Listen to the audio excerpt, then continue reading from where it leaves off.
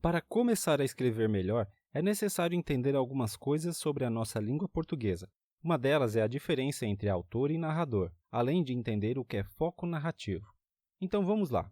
Autor é uma pessoa real, é o responsável pelo texto, quem escreveu cada palavra. Já o narrador é quem conta a história. O narrador pode ser real ou fictício, fazendo parte da história diretamente ou não. Resumindo, todo texto tem um autor e um narrador, que conta a história e que pode ser real, participar diretamente ou não. E isso vai depender do foco narrativo. O foco narrativo é como se fosse o ponto de vista do autor. É mais ou menos assim. Imagine que você foi passear em um bosque e então encontrou um urso.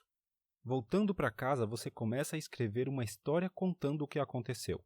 Nesse momento, você é o autor da história, porque foi quem a criou, e também o narrador, porque é quem está contando a história. Se a história for contada exatamente como ela aconteceu com você, então o foco narrativo será em primeira pessoa.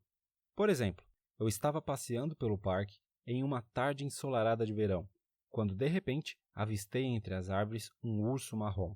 Nesse caso, além de autor, você será um narrador-personagem.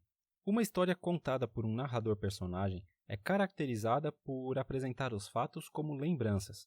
Além disso, a narrativa apresenta as opiniões e emoções do narrador, e o leitor vai fazer as suas descobertas ao longo da história junto com o personagem. O narrador-personagem pode ser de dois tipos. Narrador-personagem protagonista é o personagem principal da sua própria história.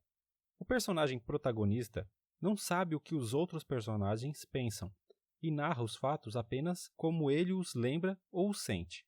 O narrador-personagem testemunha é um personagem que viveu a história, mas não é o personagem principal, e por isso apresenta os fatos de forma mais limitada.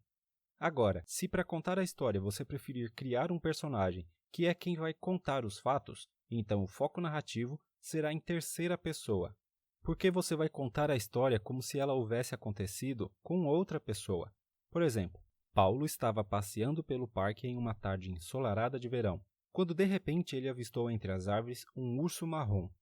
O narrador em terceira pessoa é o tipo mais comum na literatura.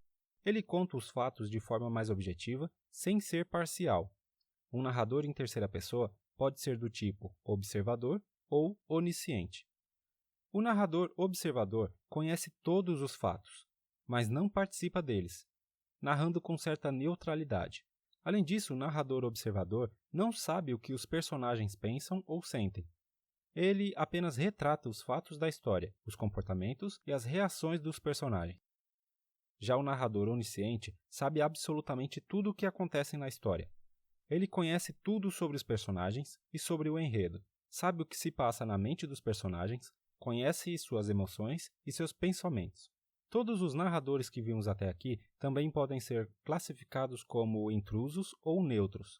Narradores intrusos podem comentar os mais diversos assuntos enquanto contam uma história, citando fatos e histórias paralelas, detalhes da vida de um personagem ou sobre o cenário da história. Narradores neutros mantêm o foco apenas nos acontecimentos e personagens presentes na história. Narradores neutros mantêm o foco apenas nos acontecimentos e personagens presentes daquela história. Na próxima aula, vamos descobrir os passos para planejar uma boa redação.